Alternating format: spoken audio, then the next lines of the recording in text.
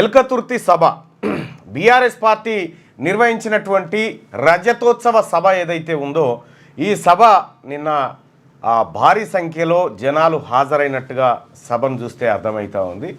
సభలో దాదాపుగా 3 నుంచి 4 లక్షల మంది సభలో ఉంటే సభ వెలుపల అదే స్థాయిలో చుట్టుపక్కల ఏది ట్రాఫిక్లో అక్కడ ఇక్కడ ఇరుక్కపోయినట్టుగా కనిపిస్తూ ఉంది.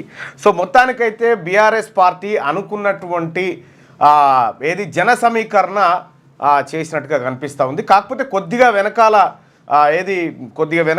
ఒక 5-6 బ్లాకులు కొద్దిగా ఏది జనాలు కనిపించలేదు. దానికి కారణాలు అనేకం ఉన్నాయి. ఎందుకంటే ట్రాఫిక్లో ఇరుక్కపోవడము, తర్వాత పోలీసుల నుంచి సహకారం లేకపోవడము, సో దూరము పెట్టడము, ఇదంతా రకరకాల ఇష్యూస్ తోటి అది కొంత అయిపోయింది. అయినప్పటికీ కూడా సభ నిండుదనాన్నే సంతరించుకుంది. అయితే ఈ సభ ద్వారా ఏం చెప్పాలనుకున్నది బీఆర్ఎస్ పార్టీ, కె చంద్రశేఖరరావు గారు ప్రతిపక్ష నాయకులు ఏం సమాచారం ఈ ప్రజలకు చేరవేయాలనుకున్నాడు అనేటువంటి అంశాలు మీరు ఎంటైర్ సభలో కేసీఆర్ కొన్ని పదాలను చాలా తెలివిగా, కొంతమందిని చాలా అలవోకగా ఏ విధంగా చేసుకుంటూ వచ్చింది అనేది సంపూర్ణంగా మాట్లాడుకునేటువంటి ప్రయత్నం చేద్దాం. నిన్నటి బీఆర్ఎస్ పార్టీ సభ సక్సెస్ అయిందని మీరు భావిస్తూ ఉన్నారా? అంటే జన సమీకరణ విషయంలో సరే టాపిక్ గురించి మాట్లాడుకుందాం. ఈ పోల్ ఒకసారి పెట్టుకుందాం. బీఆర్ఎస్ పార్టీ సభ సక్సెస్ అయిందని మీరు భావిస్తూ ఉన్నారా? ఒకసారి పోల్ పెట్టుకున్న తర్వాత మీ అభిప్రాయాన్ని కూడగట్టిన తర్వాత మిగతా అంశంలోకి వెళ్దాం.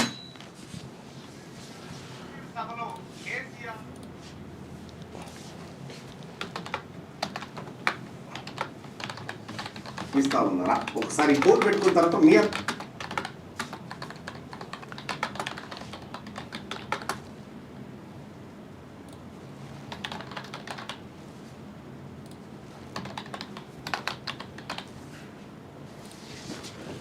రైట్ మీ అభిప్రాయాన్ని తెలియజేయండి. ఈ సభ ఎల్కతుర్తి బీఆర్ఎస్ పార్టీ సభ సక్సెస్ అయిందా అనేటువంటి అయ్యింది అనుకునే వాళ్ళు ఇక్కడ, కాలేదు అనుకునే వాళ్ళు ఇక్కడ మీ అభిప్రాయాన్ని తెలియజేయండి. అయితే వాస్తవమైనటువంటి విషయాలను మనం ఒకసారి మాట్లాడుకున్నప్పుడు నిన్న కేసీఆర్ గారు మాట్లాడుతూ నా రక్తం సలసల మసులుతుంది, నా రక్తం మసులుతుంది, నా రక్తం కాగుతుంది అనేటువంటి మాటను ఆయన చెప్పడం జరిగింది.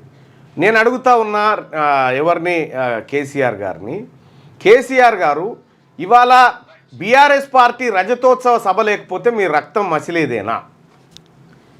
ఈ తెలంగాణ రాష్ట్రంలో కాంగ్రెస్ పార్టీ అధికారంలోకి వచ్చిన తర్వాత అన్ని వినాశనాలు జరుగుతూ ఉన్నాయి. కరెంట్ ఇస్తలేరు, చెరువులు నింపుతలేరు, నల్లా నీళ్ళు ఇస్తలేరు, ఆ తర్వాత ఇండ్లు ఇస్తలేరు, పెన్షన్లు పెంచలేదు, స్కూటీలు ఇవ్వలేదు, ఈ నిరుద్యోగ సమస్య అట్లాగే ఉంది. ఇటువంటి మాటలన్నీ మీరు చెప్పినారు.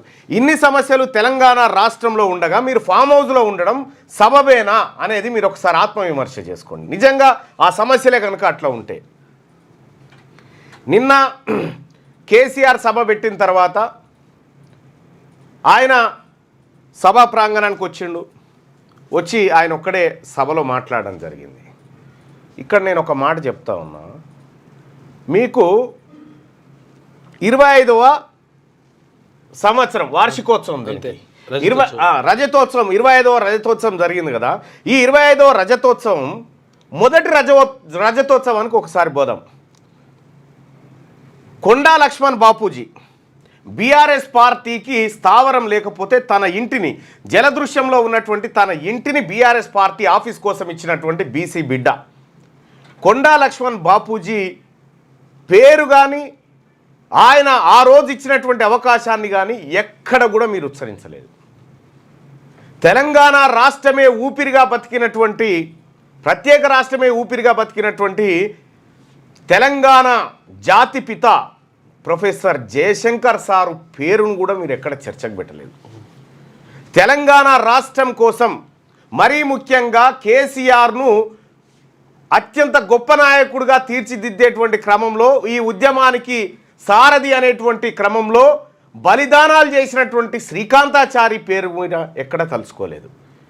ఇదే ఉద్యమం కోసం మొత్తం జీవితాలను త్యాగం చేసినటువంటి అమరవీరుల బొమ్మ పెట్టినాం, దాని మీద పూలు చల్లినాం. కానీ ఇవాళ నీ పార్టీ ఏదైతే ఉద్యమకారుల పునాదుల మీద నిర్మితమైందో ఆ పార్టీని ఊపిరిగా పైకి తీసుకొచ్చినటువంటి ఉద్యమకారులు ఎవరు కూడా ఇవాళ నీ పక్కకు చాలా తక్కువలో ఉన్నారు. మరి ఇక్కడ మా బీసీ బిడ్డలను నువ్వు తలుసుకోకపోతివి. ఈ తెలంగాణ కోసం పోరాడినటువంటి కొండా లక్ష్మణ్ బాపూజీ యాదికి రాలే, జయశంకర్ సార్ యాదికి రాలే, మా బెల్లి లలితక్క యాదికి రాలే, మా సాంబశివుడు యాదికి రాలే, మా కోనపూర్ రాములు యాదికి రాలే, మా మారోజు వీరన్న యాదికి రాలే. మీకు ఎవరు యాదికి వచ్చిర్రు? కేవలం కేసీఆర్ మాత్రమే యాదికి వచ్చిండు. నేనున్నప్పుడు ఏం చేసినా ఇప్పుడు ఏం జరుగుతుందనేటువంటి మాట చెప్పారు. ఎస్, వాస్తవానికి కేసీఆర్ గారు ఇప్పుడు మీరున్నా కూడా గుడ్లు తెలిసేదే, ఇంతకంటే బెటర్ గేమ్ ఉండకపోయేది. ఫుట్బాల్ బుడ్డి ఎప్పుడో తేలింది. తేలిన టైంకు నువ్వు తప్పించుకున్నావు అంతే. రెండో విషయం ఏంటంటే, ఇక్కడ ఈ తెలంగాణ రాష్ట్రం కాంగ్రెస్ పార్టీకి అధికారం పోయిన తర్వాత ప్రతిపక్ష నాయకుడిగా బాధ్యతలు నిర్వహించడంలో పూర్తిగా విఫలమైన. సభ సక్సెస్ కాదంటలేం, సభ సక్సెస్. ఆ సభ ద్వారా కాంగ్రెస్ పార్టీకి కొంత మింగుడు పడినటువంటి వాతావరణాన్ని క్రియేట్ చేసినాం. అక్కడ వరకు మీరు సక్సెస్. నిన్నటి సభ కోసం దాదాపుగా 200 కోట్ల రూపాయలకు పైగా ఖర్చు చేశారు. 200 కోట్ల రూపాయలు పైగా ఖర్చు చేయడం జరిగింది. సో ఆ ఖర్చు చేసినటువంటి 200 రూపాయలు ప్రజాక్షేత్రంలోకి పోవడం జరిగింది. పల్లెో బఠానో ఏదో ఒక కార్యక్రమం అయితే నడిచింది. ఈ రకంగా తెలంగాణ రాష్ట్రంలో బీఆర్ఎస్ పార్టీ దగ్గర ఉన్నటువంటి డబ్బు ఏ పార్టీ దగ్గర కూడా ఈ లోకల్ పార్టీల దగ్గర లేవు. అయినా కూడా బీఆర్ఎస్ పార్టీ ఈ సభ ద్వారా ఏదో చెప్తుంది అనుకుంటే ఏమీ లేదు. కేసీఆర్ ఇంట్లో పోషమ్మ పండుగ లెక్క అయిపోయింది. ఇక నేను బయలుదేరుతా అనేటువంటి మాట చెప్పిండు. మీరు బయలుదేరారన్న విషయం అందరికీ తెలుసు. కేవలం క్యాడర్ని ఉత్సాహపరచడం కోసం, క్యాడర్ని సంతృప్తిపరచడం కోసం, క్యాడర్ని మళ్ళా ప్రజాక్షేత్రంలో తిరగడం కోసం ఈ కార్యక్రమాన్ని కొంత యూటిలైజ్ చేశారు. భారీ స్థాయిలో ఏర్పాట్లు కూడా అట్లనే ఉన్నాయి. దాదాపు 200 కోట్లు ఖర్చు అంటే మామూలు విషయం కాదు. అడగోలుగా ఖర్చు చేశారు. అనేకమైనటువంటి ప్రచార మాధ్యమాలను వాడుకున్నారు. అయినప్పటికి కూడా మరి బీఆర్ఎస్ పార్టీ అవసరం తెలంగాణ రాష్ట్రానికి ఉందా? ఈ బీసీలను ఇప్పుడు నీకు కడుపు సలసల మసులుతా ఉంది కదా, బీసీల రిజర్వేషన్ 33 నుంచి 23కు తీసుకొచ్చినావు చూడు. మా బీసీల కడుపు కూడా సలసలసల మసులుతా ఉంది బీఆర్ఎస్ పార్టీ అంటే మీరంటే. బీసీలకు అన్ని రంగాల్లో అన్యాయం చేసినటువంటి మీరు ఈడబ్ల్యూఎస్ రిజర్వేషన్కు జెండా ఊపి తెలంగాణ రాష్ట్రంలో 10% లేనటువంటి వాళ్లకు 10% రిజర్వేషన్ తీసుకొచ్చి బీసీ, ఎస్సీ, ఎస్టీ మైనారిటీల నోట్లో మన్నుగొట్టిన మిమ్మల్ని చూస్తే మా బీసీలకు, మా నిమ్న వర్గాల ప్రజలకు కడుపు సలసల మసులుతా ఉంది. నిజంగా వాస్తవానికి మీరు మాట్లాడినటువంటి మాటలకు మీరు ప్రతిపక్షంలో ఉన్నారు. నేను పూర్తి స్థాయిలో మేము ఇదేం మాట్లాడదలుచుకోలేదు, ఎందుకంటే ప్రతిపక్షంలో ఉన్నారు కాబట్టి. అధికార పక్షం గురించి నేను ఎక్కువే మాట్లాడాలి. కేసీఆర్ గారు మాట్లాడుతూ ఉంటే మాట్లాడినటువంటి మాటలకు కనీసం కౌంటర్ ఇవ్వడానికి కూడా ఈ మంత్రులకు అంత స్థాయి కూడా సరిపోలేదు. పరిస్థితి లేదు. ఈ కౌంటర్ గాంధీభవన్ గేట్లు దాటి బయటకు వచ్చే పరిస్థితి లేదు. అంటే ఈ మంత్రులకు అది సరిపోలే. ఇక రెండో విషయం ఏంటంటే, కేసీఆర్ గారి సభలో నిన్న రేవంత్ రెడ్డి అనే పేరు రాలే. అబ్జర్వ్ చేసిరా మీరు? అంటే రేవంత్ రెడ్డిని చాలా చిన్న మనిషిగా ట్రీట్ చేసిండు నిన్న కేసీఆర్. ఇది సహజంగానే రేవంత్ రెడ్డి గారికి కొద్దిగా జీర్ణంగా అన్నటువంటి అంశం. ముఖ్యమంత్రిగా నేను ముఖ్యమంత్రి అనేటువంటి విషయాన్ని ప్రతిపక్ష నాయకుడే గుర్తిస్తలేడు అనేటువంటి ఒక భావన కలిగింది. అంతో ఇంతో పేరు తీసిండంటే బట్టి విక్రమార్క పేరు తీసిండు తప్ప రేవంత్ రెడ్డి పేరు కానీ ఒక్క మంత్రి పేరు కానీ ఆయన ఉచ్చరించలే. పైగా ఏఐసిసి నాయకులను రాహుల్ గాంధీ గారిని, సోనియా గాంధీ గారిని, ప్రియాంక గాంధీ గారిని వాళ్ళని విమర్శించడు తప్ప ఈ రేవంత్ రెడ్డి గారిని అసలు కూడా పట్టించుకోలే. ఈ సహజంగానే రేవంత్ రెడ్డి గారు ఎక్స్పెక్ట్ చేసి ఉంటాడు చాలాసార్లు, ప్రతిపక్ష నాయకుడు నా గురించి మాట్లాడితే బాగుండు అని చెప్పి. కానీ ప్రతిపక్ష నాయకుడు ఎన్నడూ కూడా ఈయన గురించి టాపిక్ తీసుకురాలే. ఈయనని ఇట్లా ఏది గంజిలో ఈగలాగా తీసి అవతల పారేసాను. ఇక ఈ సభ గురించి మాట్లాడాల్సినటువంటి మంత్రులకు అది సరిపోతలేదు. ఆ స్థాయిలో సబ్జెక్టు కూడా వీళ్ళ దగ్గర లేదు. వాస్తవానికి కేసీఆర్ గారు తన పునాదులను ఎట్లయితే మర్చిపోయిండో, రేవంత్ రెడ్డి గారు అధికారంలోకి రావడానికి వచ్చినటువంటి ఏది పునాదులు ఏవైతే ఉన్నాయో వాటిని మర్చిపోయి ఈయన యాక్ట్ చేసాడు. కాబట్టి ఇద్దరికీ పెద్దగా తేడా ఏం లేదు. కాకపోతే ఇప్పుడు వచ్చిన బాధ ఏంటంటే ఇంత పెద్ద సభ పెడితే కనీసం నా పేరన్న మాట్లాడా అనేటువంటి బాధలో రేవంత్ రెడ్డి గారు ఖచ్చితంగా ఉంటారు. ఎందుకంటే ముఖ్యమంత్రి గారి గురించి, ముఖ్యమంత్రి పాలసీల గురించి మాట్లాడితే అది కొద్దిగా చర్చ అయ్యేది. కానీ ఇప్పుడు రేవంత్ రెడ్డి గారు ఏమని ప్రెస్ మీట్ పెట్టాలి? ఇప్పుడు పెట్టడానికి ఛాన్స్ కూడా లేదు. రేవంత్ రెడ్డి గారు ఇప్పుడు మాట్లాడితే రేవంత్ రెడ్డి గారు పరమైపోతుంది. ప్రభుత్వాన్ని అన్న దాని మీద మాట పెట్టాలి, ప్రభుత్వాన్ని అన్న దాని మీద పెట్టాలి. కానీ ఇప్పుడు రేవంత్ రెడ్డి గారి దమ్ము కూడా సరిపోదు ఈ కౌంటర్కి.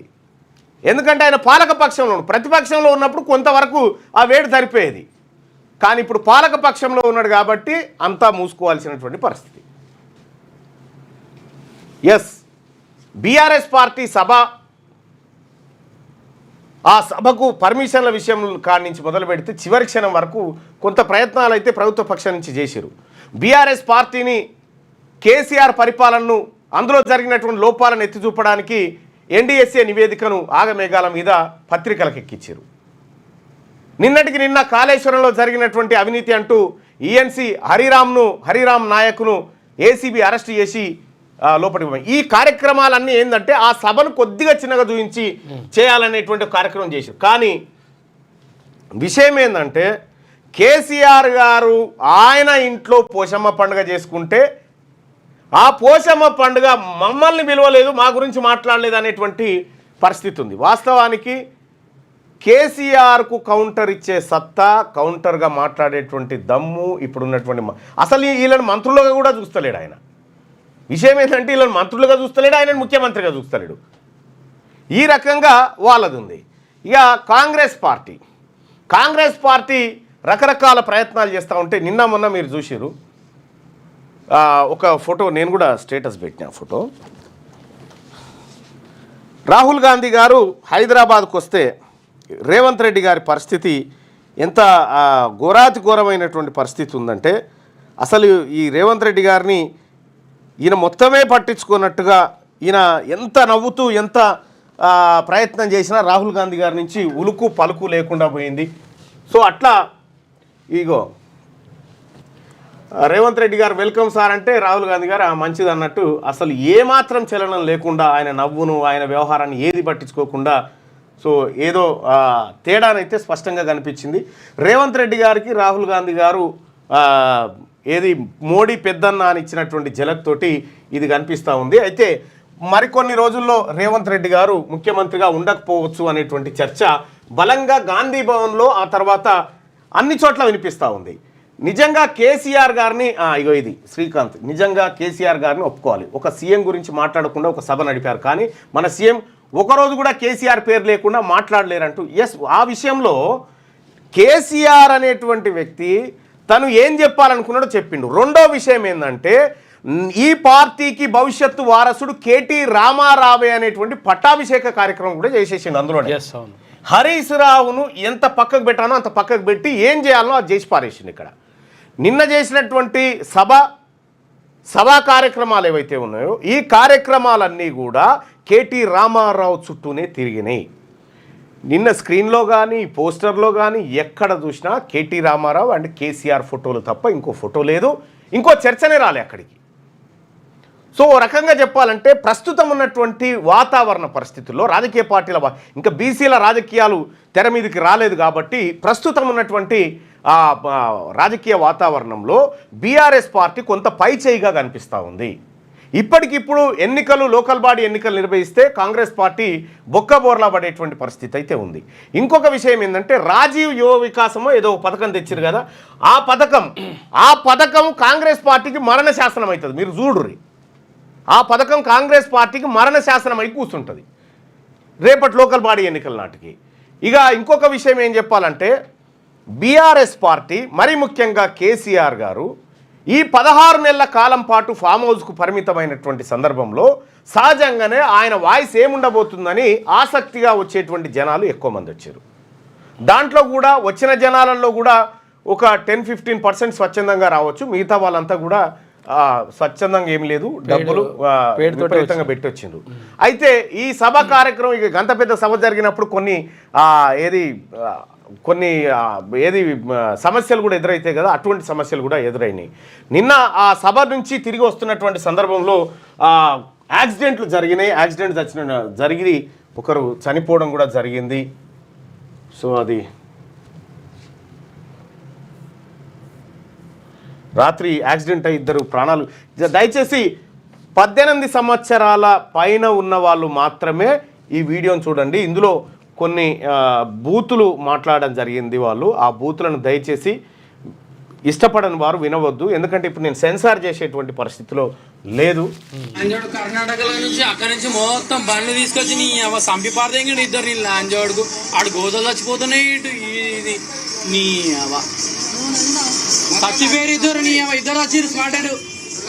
నిన్న సభ కాడ జరిగినటువంటి సభ అయిపోయిన తర్వాత జరిగినటువంటి పరిణామాలు చాలా చాలా క్రూరంగా కనిపించినాయి. అయితే సభ కోసం అనేక రకాల వాహనాలను, అనేక రకాల ప్రైవేట్ ట్రావెల్స్ను, ఆర్టీసీని, అన్ని రకాల వాహనాలను నిన్న వినియోగించడం జరిగింది. అయితే సభ విషయంలో, సభ జన సమీకరణ విషయంలో పార్టీ సక్సెస్ అయినప్పటికీ కూడా సో ఈ ప్రజలకు బలమైనటువంటి సంకేతాన్ని ఇచ్చినట్టుగా కనిపించలేదు. మీ పిల్లలు ఐఐటి ఎంసెట్ లాంటి కాంపిటేటివ్ ఎగ్జామ్స్ కి ప్రిపేర్ అవుతున్నారా?